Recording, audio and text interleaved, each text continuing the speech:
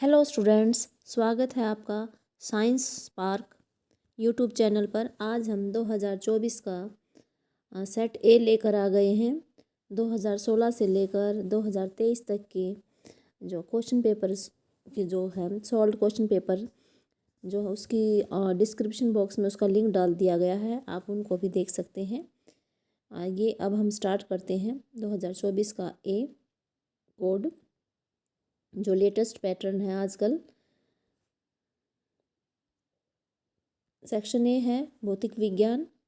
इसका पहला क्वेश्चन है, किसी गोलीय दर्पण तथा किसी पतले गोलीय लेंस दोनों की फोकस दूरियां -15 सेंटीमीटर है। दर्पण तथा लेंस समवतः हैं, यानी दोनों ही फोकस दूरियां माइनस में हैं।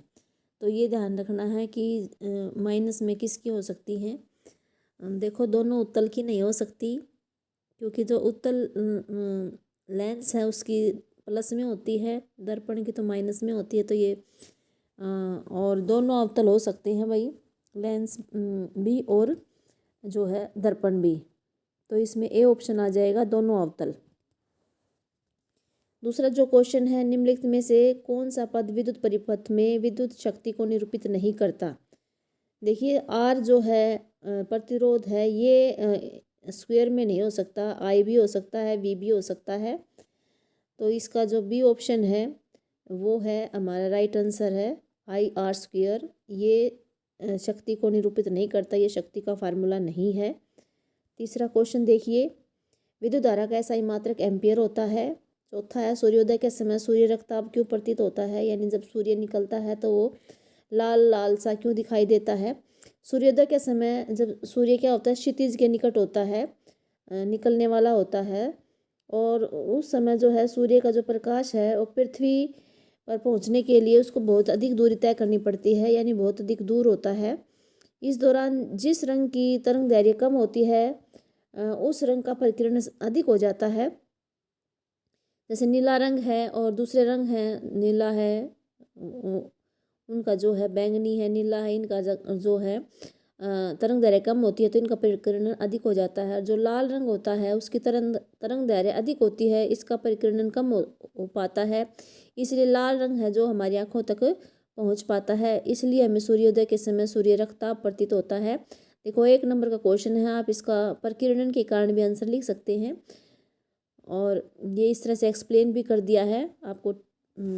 एक्सप्लेन करने के बाद आपको समझ में आ जाएगा कि भाई परिकिरण के कारण क्यों होता है। अगला क्वेश्चन देखिए, अभिकथन और कारण का है। ये पहली बार है, 2024 में पहली बार ये क्वेश्चन आने स्टार्ट हो गए हैं हरियाणा बोर्ड में। तो इसका पहला है, निम्नलिखित प्रश्न में 2 कथन दे रखे हैं, अभिकथन ए और कारण आर। प्रश्न के नीचे दिए गए उपयुक्त विकल्प का चयन करते हुए उत्तर दीजिए। अभिकथन क्या है, कभी कभी बारिश के मौसम में आसमान में इंद्रधनुष तभी दिखाई देता है जब पर्यवेक्षक की पीठ सूर्य की ओर होती है। ठीक कह रहे हैं भाई, हमें इंद्रधनुष कब दिखाई देगा, जब हमारी पीठ सूर्य की तरफ होगी और सूर्य निकलता उसके विपरीत दिशा में इंद्रधनुष बनता है, इसलिए पीठ की तरफ हमारा सूर्य होगा और हमारी आंखों के सामने इंद्रधनुष होगा। ये बात ठीक है। पानी की बूंदों में आंतरिक परावर्तन के कारण फैलाव होता है और अंतिम किरणें पीछे की ओर होती हैं। देखिए, जब बारिश होती है तो वायुमंडल में छोटी छोटी बूंदें रह जाती है, वो प्रिज्म का काम करती हैं, तो उनके अंदर आंतरिक परावर्तन होता है और उसके कारण ही इंद्रधनुष बनता है। तो ये आर भी ठीक है। तो इसका जो है पहला ए ऑप्शन जो है, ए व आर दोनों सत्य हैं, ठीक है, आर ए की सही व्याख्या है। तो ये इसका है जो राइट आंसर है वो ए ऑप्शन है। अगला क्वेश्चन देखिए, छठा परिभाषा पूछ रखी है। प्रकाश का परिकिरण 2 नंबर में है, एक प्रकाश का परिकिरण का है और एक वायुमंडलीय अपवर्तन का है। तो परिकिरण क्या होता है, वह प्रक्रिया होती है परिकिरण जिसमें वायुमंडल में मौजूद सूक्ष्म धूल के कण, यानी हवा उसमें वायुमंडल में बहुत सारे सूक्ष्म धूल कण होते हैं, जब प्रकाश की किरणों को विभिन्न दिशाओं में बिखेर देते हैं, तो जब प्रकाश उसमें से गुजरता है तो सूक्ष्म जो धूलकण होते हैं वो अलग अलग दिशाओं में बिखेर देते हैं प्रकाश को। जैसे आकाश का रंग नीला होना, तो जैसे ही इसमें से मतलब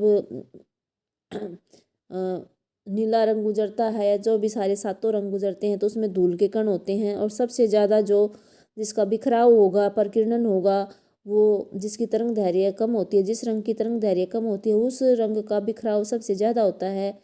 जैसे नीला रंग है, इसकी तरंग दैर्घ्य कम है तो ये ज़्यादा बिखर जाता है, इसलिए जो हमारा आसमान है, आकाश है, वो नीला दिखाई देने लग जाता है। वो प्रकीर्णन के कारण ही होता है। और जिसकी तरंग दैर्घ्य ज़्यादा होती है, जैसे लाल रंग है, उसकी तरंग दैर्घ्य ज़्यादा होती है तो उसका प्रकीर्णन कम होता है। और उसका इसलिए इस तरह से जो सूक्ष्म कण हैं वायुमंडल में, वो प्रकाश की किरणों को फैला देते हैं, बिखेर देते हैं, तो उसी को बोलते हैं प्रकाश का प्रकीर्णन। दूसरा है वायुमंडलीय अपवर्तन। वायुमंडल विभिन्न परतों का बना होता है। विभिन्न परतों का मतलब है कोई परत विरल है, कोई परत सघन है, उनका घनत्व अलग अलग होता है। और हमने ये पढ़ा है कि जब प्रकाश अलग अलग घनत्व वाली परतों में से गुजरता है तो उसका पथ विचलित हो जाता है। वो प्रकाश सीधी रेखा में नहीं चलता, उसका पथ विचलित हो जाता है। तो वो विभिन्न घनत्व वाली परतों में प्रकाश की किरण जब गुजरती है तो उसका रास्ता सरल रेखा ना होकर टेढ़ा मेढ़ा हो जाता है, जिस कारण हमें तारे टिमटिमाते हुए दिखाई देते हैं। इस प्रक्रिया को वायुमंडलीय अपवर्तन कहते हैं। ये भी आपका 1 नंबर का क्वेश्चन है। 7वां देखिए, विद्युत लैंपों के तंतुओं के निर्माण में प्राय एकमात्र टंगस्टन का ही उपयोग क्यों करते हैं। यानी जो हमारे बल्ब होते हैं, लैंप होते हैं, उसमें जो तंतु होता है, जहाँ से वो जलता है, प्रकाश देता है, वो टंगस्टन का क्यों बना होता है। तो यहाँ हमें टंगस्टन के बारे में बताना है। टंगस्टन का गलनांक कुछ होता है 3380 डिग्री गलनांक होता है। 3380 डिग्री इसका गलनांक होता है, जो बहुत ज़्यादा होता है। और इसकी प्रतिरोधकता भी अधिक होती है। ये दोनों गुण ही जरूरी होते हैं किसी तंतु के लिए। जो प्रतिरोधकता है वो तो ऊष्मा उत्पन्न करती है ताकि वो प्रकाश रोशनी दे सके। गलनांक कुछ है, अधिक तापमान पर भी जो इसका तंतु है टंगस्टन का, ये पिघलता नहीं है, ऑक्सीकरण नहीं होता इसका, इसलिए जो है इसका टंगस्टन का इस्तेमाल करते हैं। ये बेस्ट है इसके लिए, लैंपों के तंतुओं के लिए इसमें ये खास बातें हैं, इसलिए इसका उपयोग करते हैं। छठा क्वेश्चन या इसका अथवा में दे रखा है भाई। अब इस 2024 से जो है 2 या 3 नंबर के जो क्वेश्चन आते हैं उनमें भी अब इंटरनल चॉइस देने लगे बच्चों को भाई। जैसे अब 2 नंबर का क्वेश्चन है, इसमें इंटरनल चॉइस दे रखी है आपको, या तो ये विद्युत लैंप वाला करना है या आपको ये अथवा में न्यूमेरिकल दे रखा है ये करना है। जो भी आपको आसान लगे वही आप करना। जब कोई विद्युत हीटर विद्युत स्रोत से 4 एम्पीयर विद्युत धारा लेता है। अब देखिए विद्युत हीटर है और उसको 4 एम्पीयर विद्युत धारा लेता है वो, तो हमारा एम्पीयर आई कितना हो गया, 4 एम्पीयर है। और विभवांतर है उसके टर्मिनलों के बीच, विभवांतर है 60 वोल्ट। तो अब देखो भी हमने 60 वोल्ट लिख रखा है। और उस समय विद्युत हीटर कितनी विद्युत धारा लेगा जब विभवांतर 120 वोल्ट होगा, यानी डबल विभवांतर कर देंगे, 60 वोल्ट से 120 विभवांतर कर देंगे तो विद्युत धारा कितनी लेगा ये हमें बताना है। तो सबसे पहले V 60 वोल्ट हो गया, I 4 एम्पियर हो गया, तो R निकालेंगे। सबसे पहले प्रतिरोध होता है R का ओम के नियम के अनुसार क्या होता है, V = IR होता है। तो यहाँ से हम R का फार्मूला लिखेंगे, V/I। 60 हमारा V है, 4 एम्पियर आई विद्युत धारा है, तो ये हमारा 15 ओम आ जाएगा प्रतिरोध। 15 ओम कटने के बाद फिर है सेकंड केस में क्या है, जो विभवांतर है वो 120 वोल्ट हो गया है। आई निकालनी है, वो कितनी आई हो जाएगी, आई कितना विद्युत हीटर जो है कितना विद्युत धारा लेगा। तो इसका फार्मूला ओम के नियम के अनुसार ही निकाला हमने, I = V/R हो जाएगा। V अब जो हमारा है 122 वोल्ट है और प्रतिरोध यहाँ से 15 ओम आया था तो ये 15 ओम ले लेंगे, तो अब 8 एम्पियर हो जाएगा। 120 यानी कि 60 का डबल कर दिया विभवांतर, तो 4 एम्पियर से 8 एम्पियर हो गया। ओम का नियम क्या कहता है कि जैसे जैसे विभवांतर बढ़ता है वैसे समानुपाती होता है विद्युत धारा के। देखो विभवांतर भी डबल हो गया 120 और विद्युत धारा 4 थी, ये भी डबल हो गया 8 एम्पियर।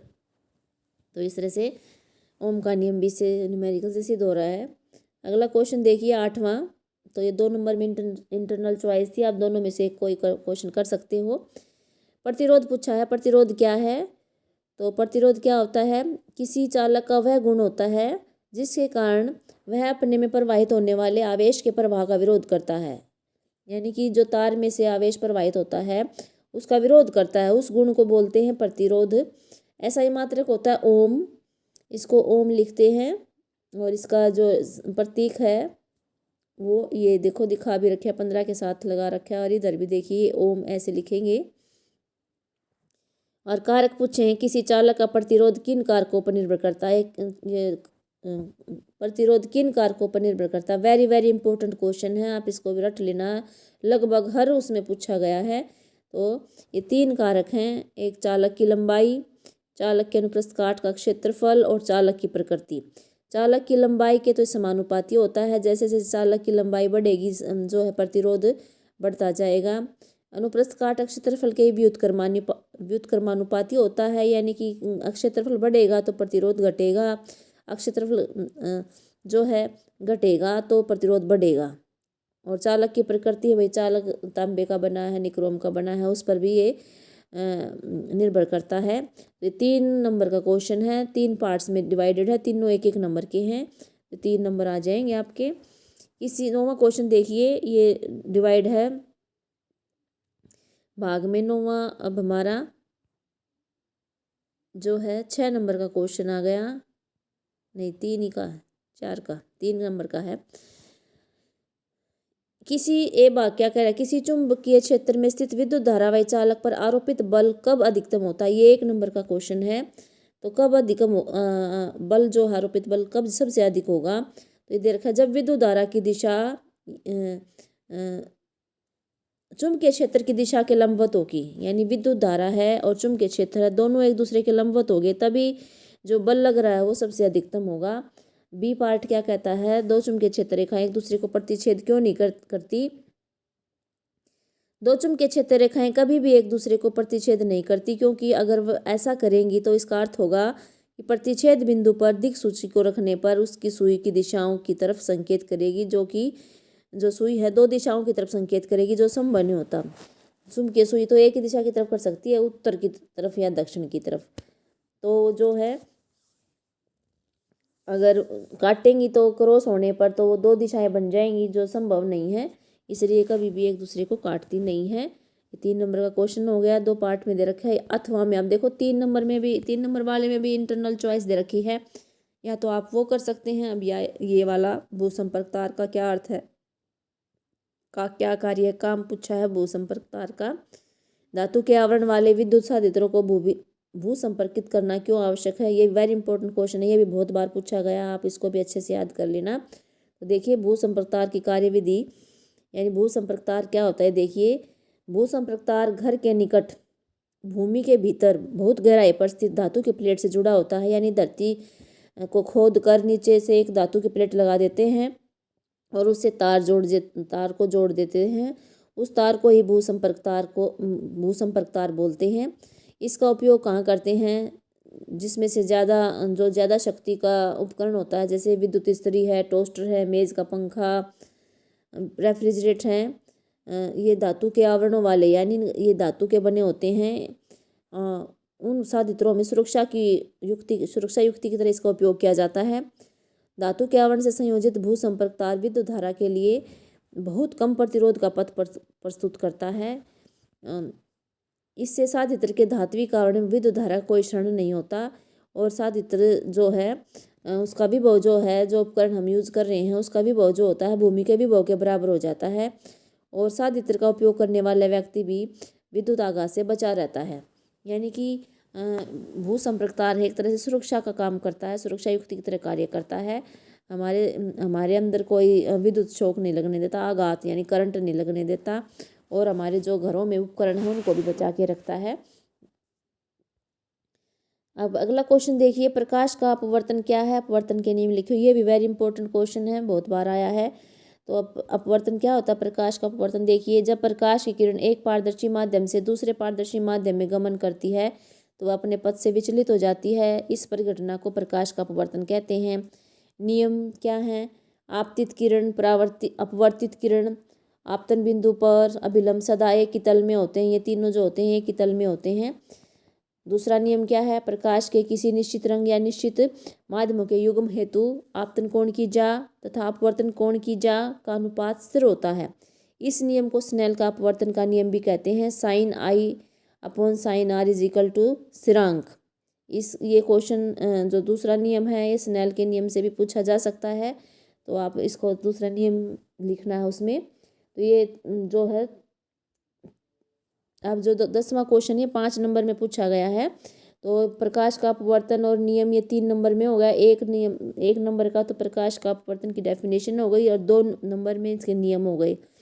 2 नंबर में क्वेश्चन पूछा है हम वाहनों में पश्च दर्पण के रूप में कौन से दर्पण का उपयोग करते हैं। तो नाम लिख देना उत्तल दर्पण का, आपको 1 नंबर मिल जाएगा।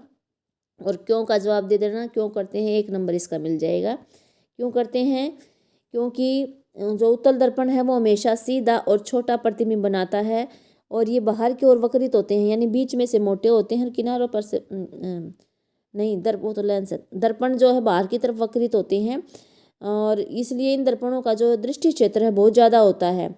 इनका उपयोग करके जो है ड्राइवर सुरक्षित रूप से वाहन चला सकते हैं, इसलिए इनका उपयोग करते हैं। तो ये 5 नंबर में हो गया। इसकी इंटरनल चॉइस में दे रखा है अथवा में दे रखा है।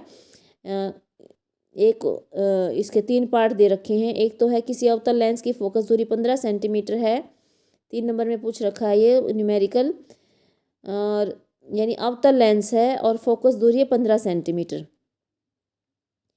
बिंब को लेंस से कितनी दूरी पर रखें, यानी बिंब वस्तु को पूछ रहे हैं कहाँ रखें कि इसके द्वारा जो बिंब का लेंस है से 10 सेंटीमीटर दूरी पर प्रतिबिंब बने।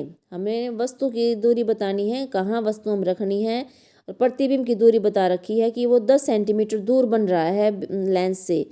तो अब हमें कैसे निकालेंगे, देखिए ये 3 नंबर का क्वेश्चन हो गया, न्यूमेरिकल है। हमें ये पता है कि जो अवतल लेंस है वो हमेशा आभासी सीधा प्रतिबिंब और उसी तरफ बनाता है प्रतिबिंब जिस तरफ बिंब रखा होता है।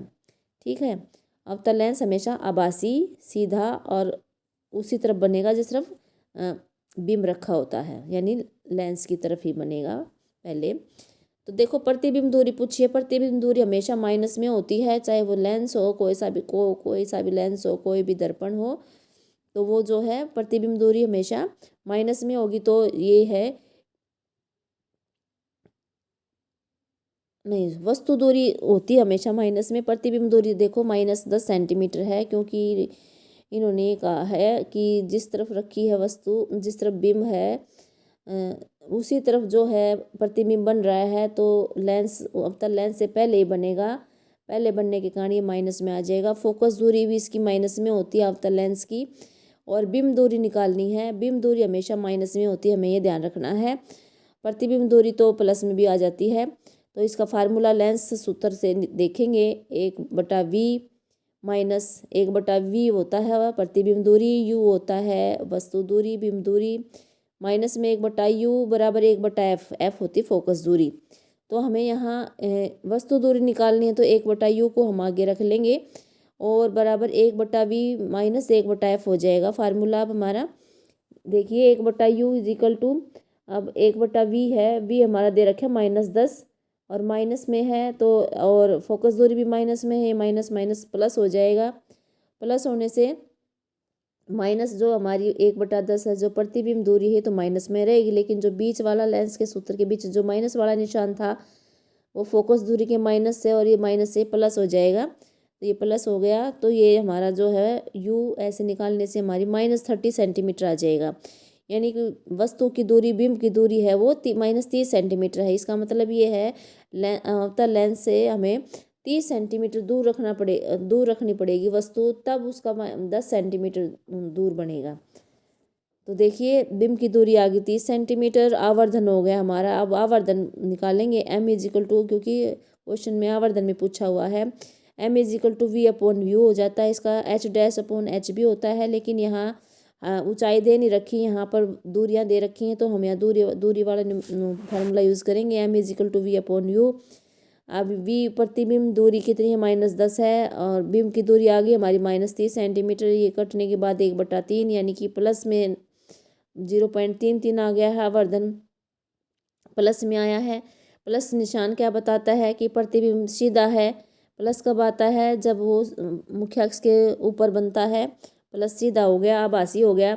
और प्रतिबिंब का साइज जो है बिंब के साइज का 1/3 है यानी छोटा है, बिंब के साइज से छोटा है, इसलिए ये प्लस 0.33 है।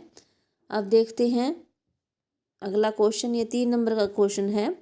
इसका दूसरा भाग है, दर्पण सूत्र बताना है। 1/f is equal to 1/v plus 1/u हो जाएगा। यहाँ दर्पण में प, जैसे मैं बताती हूँ ट्रिक भाई छोटी सी, कि दर्पण में प है प्लस आएगा बीच में और लेंस में माइनस होता है, तो ये ध्यान रखना है। बच्चे इसमें कंफ्यूज रहते हैं, तो इसको गलत नहीं करना है। सी भाग देखिए क्या है इसका। सी भाग भी 1 नंबर का ही है। ये पूछा है, उस दर्पण का नाम बताइए जो बिंब का सीधा तथा आवर्धित प्रतिबिंब बना सके। देखिए उत्तल दर्पण तो हमेशा सीधा और छोटा ही बनाता है और आभासी बनाता है, लेकिन ये पूछा गया है जो आवर्धित भी बना सके, तो दूसरा एक और दर्पण बच गया, अवतल दर्पण। ये हमेशा नहीं ये बना सकता है, सीधा बना सकता है जब हम वस्तु को एफ और ओ के बीच में रखेंगे, मुख्य फोकस और ध्रुव के बीच में रखेंगे, जब सीधा आभासी और आवर्धित प्रतिबिंब बना सकता है, वो है अवतल दर्पण। अब हमारा जो है रसायन विज्ञान खंड ब शुरू हो गया है। 11वां क्वेश्चन देखिए। निम्न में से किसके विलयन का उपयोग दीवारों पर सफ़ेदी करने के लिए किया जाता है। ये कैल्शियम हाइड्रोक्साइड है, बी ऑप्शन आ जाएगा। 12वां है CaOCl2 का प्रचलित नाम क्या है। इसको भी टिप्स पे कर लेना, ये बहुत इंपॉर्टेंट क्वेश्चन है, हर बार लगभग पूछा गया है। विरंजक चूर्ण होता है कैल्शियम ऑक्सीक्लोराइड का प्रचलित नाम विरंजक चूर्ण। 13वां क्वेश्चन देखिए। डैश एक धातु है जो कमरे के ताप पर द्रव होती है। ये भी बार बार क्वेश्चन पूछा गया है, तो पारा ऐसी धातु है जो कमरे के ताप पर द्रव होती है, 1 नंबर में है। 14वां क्वेश्चन देखिए। आयनिक यौगिकों का गलनांक कुछ क्यों होता है। ये भी बहुत बार पूछा गया है, इसको भी अच्छे से याद कर लेना। आयनिक यौगिक जो होते हैं धन और ऋण आयनों से बने होते हैं, और इन धन और ऋण आयनों के बीच में मजबूत आकर्षण बल होता है। इस मजबूत अंतरायनिक आकर्षण को तोड़ने के लिए बहुत ज़्यादा ऊर्जा की जरूरत पड़ती है, इसलिए इनका गलनांक कुछ होता है, 1 नंबर में पूछा गया है। अब 15वां क्वेश्चन देखिए। अभिकथन और कारण का है। अभिकथन क्या है। सफ़ेद सिल्वर क्लोराइड सूरज की रोशनी में ग्रे हो जाता है। धूसर, ग्रे का मतलब होता है धूसर हो जाता है। सूर्य के प्रकाश की उपस्थिति में, कारण क्या है। सूर्य के प्रकाश की उपस्थिति में सिल्वर क्लोराइड का अपघटन सिल्वर धातु और क्लोरीन गैस बनाने के लिए होता है। ये दोनों ठीक हैं, और ए जो है कारण उसकी सही व्याख्या भी है, तो ए व आर दोनों सत्य हैं और आर ए की सही व्याख्या है, तो इसकी ए ऑप्शन है जो है ठीक है। अगला देखिए। अब हमारा जो है 16वां क्वेश्चन, ये 2 नंबर का आ गया है। विस्थापन अभिक्रिया क्या है, एक उदाहरण दीजिए। आप फर्स्ट को चैप्टर में से सभी अभिक्रियाओं की डेफिनेशन तो अच्छे से रट लेना। इनमें से चारों में से कोई, 4-5 में से कोई ना कोई जरूर पूछेंगे। तो विस्थापन अभिक्रिया क्या होती है। वह अभिक्रिया जिसमें अधिक अभिक्रियाशील धातु कम अभिक्रियाशील धातु को उसके यौगिक से विस्थापित कर देती हैं, उसे विस्थापन अभिक्रिया कहते हैं। और इसका उदाहरण है, एक में परिभाषा आ जाएगी, एक में ये जो है उदाहरण है। आयरन प्लस कॉपर सल्फेट है, और कॉपर सल्फेट में से कॉपर को विस्थापित कर देगी आयरन, क्योंकि आयरन से ज़्यादा अभिक्रियाशील धातु है, और फेरस सल्फेट प्लस कॉपर बन जाएगा। अगला क्वेश्चन देखिए। जल की अनुपस्थिति में अम्ल का व्यवहार अम्लीय क्यों नहीं होता है। ये भी 2 नंबर में है और बिल्कुल इसी क्वेश्चन है। हाइड्रोजन आयन की उपस्थिति में अम्लीय व्यवहार दिखाते हैं भाई। जब एच आयन होंगे तो वो अम्लीय व्यवहार दिखाएंगे, एच आयन नहीं होंगे तो वो नहीं दिखाएंगे। और जल नहीं होगा तो वो एच आयन बनेंगे नहीं, एच आयन नहीं बनेंगे तो वो अपना जो उनका व्यवहार है अम्लीय वो नहीं दिखा पाएंगे। अगला क्वेश्चन है, ये 2 नंबर के थे। अब 3 नंबर का देखिए। आपके पास 2 विलन हैं ए और बी, तो हम उनको विलन को ऐसे लिख लेंगे ए और बी। विलन ए के पीएच का मान 6 है, फिर दूसरी लाइन में हमने पीएच लिख दिया है। ए का 6 है, बी का पीएच 8 है, बी के सामने 8 लिख दिया, ए के सामने 6 लिख दिया। प्रकृति, किस विलन में हाइड्रोजन आयन की सांद्रता अधिक है, और इनमें से कौन अम्लीय और कौन अक्षारीय, तो प्रकृति भी लिख दिए। जिसका पीएच 6 है उसकी प्रकृति अम्लीय है, क्योंकि 7 से कम वाले पीएच वालों की जो प्रकृति होती है वो 6 होती है, 7 से ज़्यादा वालों की जो होती प्रकृति अक्षारीय होती है, तो 8 वाले की अक्षारीय है, 6 वाले की अम्लीय है। अब हाइड्रोजन आयन की सांद्रता किसमें अधिक होती है? जिसका पीएच कम होता है उसमें हाइड्रोजन आयन की सांद्रता अधिक होती है, ये अच्छे से याद रख लेना। पीएच जिसका कम होगा उसमें एच आयन ज़्यादा होंगे भाई। तो 6 पीएच है और अम्लीय है, अम्लीय में अम्लीय में जो है ज़्यादा एच आयन होंगे, ये भी ध्यान रखना। तो ए विलन है, इसमें हाइड्रोजन आयन की सांद्रता अधिक होती है। देखो बिल्कुल 3 नंबर का क्वेश्चन है, बिल्कुल आसानी से आप ले सकते हो। ये बात बतानी है कि भाई किसकी प्रकृति कितनी है, तो अम्लीय है क्षारीय है दोनों का, और किस में हाइड्रोजन आयन की सांद्रता ज़्यादा है, तो ये बात बताते ही आपको 3 अंक मिल जाएंगे। अगला देखिए क्वेश्चन 11वां ना 19वां क्वेश्चन देखिए 11 पेज पर, 3 नंबर का ही है ये। इसमें अब वो दे रखी है, इंटरनल चॉइस दे रखी है, या तो आप उभयधर्मी ऑक्साइड करना या फिर आप रासायनिक गुणधर्मों के आधार पर धातुओं और अधातुओं में भी भेद करना। ये क्वेश्चन भी बहुत बार आया है, इसको भी आप अच्छे से कर लेना। उभयधर्मी भी बहुत बार आया है, तो देख लेते हैं पहले धातु और अधातु में रासायनिक अंतर देख लेते हैं। धातु क्या करती हैं भाई? धातुएं जो है इलेक्ट्रॉन त्याग देती हैं और इलेक्ट्रॉन त्यागने पर ये धनायन बनाती हैं। और अधातु क्या होते हैं? इलेक्ट्रॉन को लेते हैं, ग्रहण करते हैं, तो ये ऋणायन बना लेते हैं। धातुएं क्षारीय ऑक्साइड बनाती हैं और अधातुएं कैसे ऑक्साइड बनाती हैं? अम्लीय ऑक्साइड बनाती हैं। धातुएं अम्लों के साथ अभिक्रिया करके हाइड्रोजन गैस बनाती हैं। अधातुएं अम्लों के साथ अभिक्रिया करके हाइड्रोजन गैस नहीं बनाती। धातुएं पानी या भाप के साथ अभिक्रिया करके हाइड्रोजन गैस बनाती हैं, अधातुएं ऐसा नहीं करती। धातुएं इलेक्ट्रॉन दान करती हैं इसलिए उपचायक का काम करती हैं, और अधातुएं इलेक्ट्रॉन ग्रहण करती हैं इसलिए अपचायक का काम करती हैं। तो ये इनका अंतर हो जाएगा, 3 नंबर में है। अगला उभयधर्मी ऑक्साइड है, इंटरनल चॉइस वाला। उभयधर्मी ऑक्साइड देखिए, वे धातु ऑक्साइड जो अम्ल और क्षार दोनों के साथ अभिक्रिया करके लवण और पानी बनाती हैं, यानी वो अम्लीय व्यवहार भी दिखाती हैं और अक्षारीय व्यवहार भी दिखाती हैं, इसलिए उनको उभयधर्मी, उभय माने दोनों, जो दोनों गुण दिखाते हों अम्ल का भी और अक्षार का भी, उनको उभयधर्मी ऑक्साइड बोलते हैं। और जैसे जिंक ऑक्साइड और एल्यूमिनियम ऑक्साइड है, इस क्वेश्चन को भी अच्छे से रट लेना, बिल्कुल आता है ये भी। तो ये 3 नंबर में था, इंटरनल चॉइस थी। अब देखिए 20वां क्वेश्चन है, ये 5 नंबर का क्वेश्चन आ गया है अब 20वां। इसमें भी इंटरनल चॉइस है। पहले देखिए ए 2 भाग पूछ रखे हैं। पहले वाले में पहला ये भाग है, एथेनॉल से एथेनॉइक अम्ल में परिवर्तन को ऑक्सीकरण अभिक्रिया क्यों कहते हैं? अभिक्रिया भी लिखिए, वेरी इंपॉर्टेंट क्वेश्चन है। ऑक्सीकरण अभिक्रिया क्यों कह रहे हैं? अक्षारीय पोटेशियम परमंगनेट या अम्लीकृत पोटेशियम डाइक्रोमेट क्या करता है? अल्कोहल को ऑक्सीजन देकर अम्लों में ऑक्सीकृत कर देते हैं, यानी अल्कोहल को ऑक्सीजन दे दी इन्होंने, क्योंकि ये ऑक्सीजन देने वाले हैं, ऑक्सीकारक पदार्थ हैं। और जैसे ही अल्कोहल को ऑक्सीजन मिलती है तो वो एथेनॉइक अम्ल में कन्वर्ट हो जाता है, तो वो ऑक्सीजन जुड़ रही है इसके अंदर, इसलिए इसको ऑक्सीकरण अभिक्रिया कह रहे हैं। उपचयन हो रहा है ऑक्सीकरण, इसलिए इसको ऑक्सीकरण अभिक्रिया कहते हैं। तो ये अभिक्रिया भी लिख दी है, देखो CH3, ये एथेनॉल हो गया। या तो आप क्षारीय KMnO4 डालेंगे या अम्लीकृत पोटेशियम डाइक्रोमेट डालेंगे और उष्मा देंगे, हीट करेंगे इसको, और फिर एथेनॉइक अम्ल बन जाएगा। ये ऑक्सीकरण अभिक्रिया हो जाती है, क्योंकि इसमें एथेनॉल में ऑक्सीजन ऐड होने के बाद देखो एथेनॉइक अम्ल बन जाता है।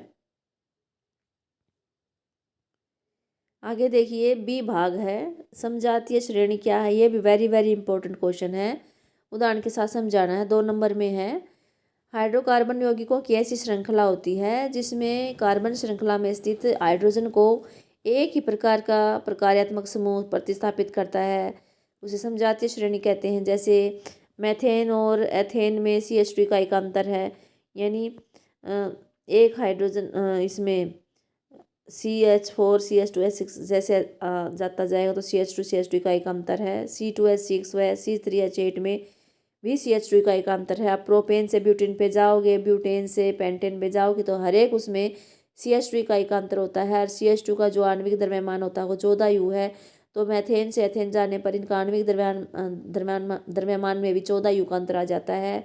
हर एक उत्तरोत्तर यौगिकों में से CH2 का एक अंतर और 14U आणविक द्रव्यमान का अंतर आता जाता है। तो ये समजातीय श्रेणी है। ये जो है 5 नंबर का है। इसका इंटरनल चॉइस में दे रखा है इलेक्ट्रॉनिक बिंदु संरचना बनाइए। एथेनोइक अम्ल की बनानी है, हाइड्रोजन सल्फाइड की बनानी है, प्रोपेनोन की बनानी है। एक एक नंबर में 3 नंबर में है। देखिए एथेनोइक अम्ल का फार्मूला होता है CH3COOH है। अब देखिए सी, हम इसको ऐसे जैसे संरचनात्मक सूत्र लिखना होता है वैसे लिख लेंगे। तो सी है, CH3 है, तो सी के 3 तरफ तो हाइड्रोजन हो जाएंगे। तो सी के पास 4 इलेक्ट्रॉन हैं उसके बाहरी कोश में। तो 4 कोश हैं, 4 आबंध बनाएंगे। 3 आबंध तो ये बना रहे हैं हाइड्रोजन के साथ। हाइड्रोजन के पास 1 इलेक्ट्रॉन होता है, तो कार्बन का 1 इलेक्ट्रॉन, कार्बन के 3 इलेक्ट्रॉन अलग अलग 3 हाइड्रोजनों के साथ इलेक्ट्रॉनों की साझेदारी करके 3 आबंध बना लेंगे। इसी तरह से जो अगला है सी है और एक सी, ये शुरू वाला था, इनके बीच में भी एक एक इलेक्ट्रॉनों की साझेदारी होने से सी और सी के बीच में एक आबंध बन जाएगा। जो कार्बोक्सिलिक अम्ल का सी द्विआबंध है उसमें देखो ऑक्सीजन के बाहर 6 इलेक्ट्रॉन होते हैं। 2 इलेक्ट्रॉनों की साझेदारी कर लेते हैं, और क्योंकि ऑक्सीजन को भी 2 इलेक्ट्रॉन चाहिए वो अपना अष्टक पूरा करने के लिए। और कार्बन 2 के साथ तो इसके साथ कर लेगा, और एक सी के साथ, और एक ये है ओ के साथ कर लेगा। इधर OH का जो O है उसके साथ, और H और O में भी जो है इलेक्ट्रॉनों के साथ साझेदारी होने से O और H के बीच में भी आबंध बना हुआ है। तो इस तरह से आप इलेक्ट्रॉन बिंदु संरचना लिख सकते हैं। H2S का देखिए, H2S में सल्फर में जो होते हैं बाहर 6 इलेक्ट्रॉन होते हैं, और 6 इलेक्ट्रॉन में से 2 इलेक्ट्रॉन जो हैं 2 अलग अलग हाइड्रोजनों के साथ साझेदारी करके 2 आबंध बना रहे हैं। देखिए H और S, और ये देख डायग्राम में दिखा रखा है। तीसरा देखिए प्रोपेनोन, प्रोपेनोन का फार्मूला लिखिए CH3C द्विआबंध O CH3, इसको ऐसे फैला के लिख लीजिए। और देखिए फिर इसी तरह कार्बन की जो है पास 4 इलेक्ट्रॉन होते हैं, वो 3 इलेक्ट्रॉनों की साझेदारी तो हाइड्रोजन के साथ कर रहा है, और 1 इलेक्ट्रॉन की अगले कार्बन के साथ कर रहा है। सी द्विआबंध O वाले के साथ, कीटोन जो है प्रकार्यात्मक समूह वाले के साथ। फिर इस सी के भी 4 वो होते हैं इलेक्ट्रॉन होते हैं, तो 2 ऑक्सीजन के साथ कर लिया इन्होंने, और 2 कार्बन के साथ कर लिया। इस तरह से सी द्विआबंध O बन जाएगा। और जो लास्ट वाला कार्बन है उसका भी एक तो सी के साथ इसका आबंध बन ही रहा है, 3 हाइड्रोजनों के साथ इसने इलेक्ट्रॉनों की साझेदारी करके ये आबंध बना लिए हैं। बिल्कुल ईजी है, आपको बस ऐसे लिखना है। ये आपका क्वेश्चन कम हो जाएगा। ये 3 नंबर का है, 3 नंबर आपको मिल जाएंगे। अब इसका बी भाग देखिए, 3 नंबर में तो ये 3 इलेक्ट्रॉन बिंदु संरचना थी। अब 2 नंबर में क्या दे दिया इन्होंने, कार्बन और उसके यौगिकों का उपयोग अधिकतर अनुप्रयोगों में ईंधन के रूप में क्यों किया जाता है। तो पूछा क्योंकि इनका ऊष्मीयमान अधिक होता है, और यह अधिक मात्रा में मतलब उपलब्ध भी होते हैं, आसानी से उपलब्ध हो जाते हैं, इनका भंडारण और परिवहन भी आसान होता है, इसलिए इनका उपयोग जो है ईंधन के रूप में किया जाता है। 2 नंबर का क्वेश्चन है। अब देखिए सेक्शन सी स्टार्ट हो गया है, लाइफ साइंस। 21वां क्वेश्चन है, पहला ही है, आहार श्रृंखला का निर्माण कौन करता है इनमें से। तो घास, गेहूँ, आम नहीं है भाई, क्योंकि तीनों ही पौधे हो गए, तीनों पौधे नहीं कर सकते, तीनों उत्पादक हैं। बी है, घास को बकरी खा लेगी, बकरी को मानव, ये है भाई आहार श्रृंखला है, ठीक है। बकरी, गाय, हाथी तीनों उपभोक्ता हो गए, तीनों नहीं कर सकते भाई। घास, मछली, बकरी ये भी नहीं है, तो बी ऑप्शन ठीक है इसका, 21 का बी ऑप्शन। अगला क्वेश्चन देखिए 22वां, निम्न में से कौन मानव में नर जनन तंत्र का भाग है। देखो अंडाशय मादा का है, गर्भाशय भी मादा का है, शुक्रवाहिका है, शुक्रवाहिका जो कि नर जनन तंत्र का भाग, तो सी ऑप्शन इसका राइट आंसर है। 23वां क्वेश्चन देखिए, वायुमंडल में ओजोन परत के क्षय का मुख्य कारक कौन है। क्लोरोफ्लोरोकार्बन है। क्लोरोफ्लोरोकार्बन बढ़ जाता है तो ओजोन परत को नुकसान होता है। 24वां क्वेश्चन है, मानव में आउटो ग्रंथि द्वारा थायरोक्सिन के संश्लेषण के लिए क्या अनिवार्य है। आयोडीन जरूरी है भाई, आयोडीन नहीं होगा तो आउटो ग्रंथि से थायरोक्सिन हार्मोन स्रावित नहीं होता। एक एक नंबर के क्वेश्चन है ये। 25वां देखिए, अभिकथन कारण वाला, विभिन्न जीवन प्रक्रियाओं को पूरा करने के लिए ऊर्जा की आवश्यकता होती है, ठीक बात है ये भी। माइटोकॉन्ड्रिया में ऊर्जा ATP के रूप में प्राप्त होती है, ये भी ठीक है। तो दोनों ही है, ए और आर दोनों सत्य हैं, और आर एक ही सही व्याख्या करता है, क्योंकि ATP के रूप में ही उनको ऊर्जा अपने जीवन के कार्य प्रक्रिया को पूरा करने के लिए ATP के रूप में ऊर्जा लेते हैं भाई। अगला देखिए 26वां क्वेश्चन, ऐसे पादप हार्मोन का नाम बताइए जो कोशिका विभाजन को प्रेरित करता है। साइटोकाइनिन है भाई, वृद्धि का संदमन करता है। एब्सेसी कमल है, ये 2 नंबर में हो गया। 27वां क्वेश्चन अब 2 नंबर का है। मानव में वृषण के क्या कार्य है? वेरी वेरी इंपॉर्टेंट क्वेश्चन है, लगभग हर एक सेट में आया है, हर एक साल आया है ये क्वेश्चन। मानव में वृषण का क्या काम है? एक तो शुक्राणु का उत्पादन करना होता है, दूसरा टेस्टोस्टेरोन हार्मोन का उत्पादन और श्रावण करना। ये अच्छे से रट लेना। पुष्प केनोधरे काट का नामांकित चित्र देखिए, 3 नंबर में पूछा गया है और इसको भी आप बार बार डायग्राम को बना बना कर अभ्यास कर लेना। 3 नंबर आपके आसानी से आ जाएंगे। पुष्प के 4 भाग होते हैं, पुंकेसर, स्त्रीकेसर, पंखुड़ियाँ और बाह्य दल। जो पुंकेसर होता है वो नर भाग होता है, नर जननांग होता है। इसमें देखिए परागकोश है, तंतु है और परागकोश में परागकण होते हैं, तो ये पुंकेसर हो गया। दूसरा वर्तिकाग्र है, वर्तिकाग्र बीच में होता है, फूल के ऊपर वाला भाग होता है वर्तिकाग्र, बीच वाला वर्तिका। तीसरा नीचे फूला उभरा हुआ भाग अंडाशय होता है, अंडाशय से फल बन जाता है निषेचन के बाद, और बीजांड जो अंदर दिखा रखे हैं इससे बीज बन जाते हैं। पंखुड़ियाँ हैं, ये अलग अलग रंग की होती हैं और ये कीटों को आकर्षित करती है जो परागण में सहायता करती हैं। चौथा बाह्य दल है, ये कली की सुरक्षा करती हैं। तो ये हो गया 3 नंबर का क्वेश्चन। 28वां 29वां भी अब 3 नंबर में है। 29 वाले में इंटरनल चॉइस है भाई। मेंडल के प्रयोगों से कैसे पता चला कि विभिन्न लक्षण स्वतंत्र रूप से वंशानुगत होते हैं? या तो ये करना है आपको, या मानव में बच्चे का लिंग निर्धारण, दोनों में से एक करना है। देखिए देखते हैं विभिन्न लक्षण कैसे वंशानुगत होते हैं। देखो मेंडल ने मटर के पौधे पर बहुत से एक्सपेरिमेंट किए थे और उसने ये भी बताया था कि लक्षण जो है स्वतंत्र रूप से वंशानुगत होते हैं। उसका अध्ययन करने के लिए उसने 2 विकल्पी जोड़ों का संकरण कराया। 2 विकल्पी जोड़े कौन से थे? गोल और हरे तथा झुर्रीदार और पीले बीजों का संकरण करा दिया था उसने। F1 संतति में क्या हुआ था? सभी गोल पीले बीज उत्पन्न हुए थे। फिर मेंडल ने F1 संतति के बीच स्वपरागण कराया। तो स्वपरागण कराने पर क्या हुआ? जो F2 संतति में है, कुछ तो पौधे गोल पीले आ गए, कुछ झुर्रीदार पीले आ गए, कुछ पौधे गोल हरे थे, कुछ पौधे झुर्रीदार और हरे थे। देखिए जनक कैसे थे और संतति कैसी आ रही है, अलग अलग वो बन गए, संयोजन मिल रहे हैं यहाँ पर, अलग अलग संयोजन मिले। इसे ये पता चला अलग अलग संयोजन मिल रहे हैं, तो इसका मतलब ये है कि जो गोल और झुर्रीदार लक्षण और पीले और हरे लक्षण जो है वो स्वतंत्र रूप से वंशानुगत हो रहे हैं। इसको देखिए हम इस तरह से भी दिखा सकते हैं।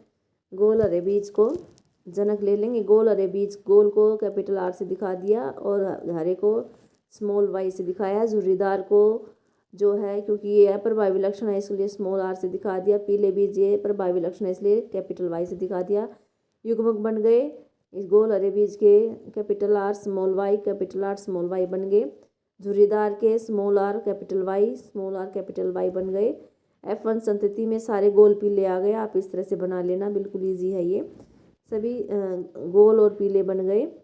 और फिर F1 संतति का गोल और पीले का जो है वो करवाया, स्वपरागण करवाया। देखो गोल पीले अब की बार जनक क्या ले लिए? गोल पीले बीज वाले, capital R small r capital Y small y, गोल पीले बीज, इनका जब संकरण कराया तो युग्मक क्या बने? Capital R capital Y, capital R small y, small r capital Y, small r small y। ये दोनों समान, दोनों के जो जनक हैं दोनों ने एक जैसे युग्मक बनाए, तो ये 4 युग्मक बन गए। तो चारों युग्मकों का फिर निषेचन देखिए F2 संतति कैसे बनी। गोल पीले गोल पीले गोल पीले गोल पीले, यानी जहाँ भी बड़ा R है और बड़ा Y है वो गोल पीले वाला दिखाए, गोल पीले वाला बीज वाला पौधा होगा। और जहाँ छोटा Y है वो हरे वाला हो जाएगा, जहाँ छोटा R है वो है झुर्रीदार हो जाएगा। इस तरह से ये देखिए 9 गोल पीले कितने बने? 9 बने। इसके लिए टिक मार्क लगाया हुआ है इसमें, देखिए इस चेकर बोर्ड में टिक मार्क लगा रखा है। झुर्रीदार गोल हरे 3 है, इसके लिए स्टार्स जैसा लगा रखा है। झुर्रीदार पीले हैं, ये प्लस साइन लगा रखा है, देखिए +1 +2 +3। झुर्रीदार हरे जो हैं इसके लिए ये सर्कल लगा रखा है, फील्ड सर्कल जो है नीला नीला बड़ा, ये एक है झुर्रीदार हरे। तो 9:3:3:1 में ये आ गई। इससे पता चलता है कि जो है लक्षण है स्वतंत्र रूप से वंशानुगत होते हैं। इसके जो इंटरनल चॉइस में दे रखा है वो लिंग निर्धारण वाला है। मानव में, मनुष्य में 23 जोड़े गुणसूत्र होते हैं, पाए जोड़े का एक गुणसूत्र या लिंगी भी बोल सकते हैं, और एक जोड़ा लिंग गुणसूत्र होता है। मादा में लिंग गुणसूत्र XX होते हैं और नर में XY होते हैं। संतति में मादा से सिर्फ X गुणसूत्र ही आता है और पिता से X और Y दोनों आते हैं।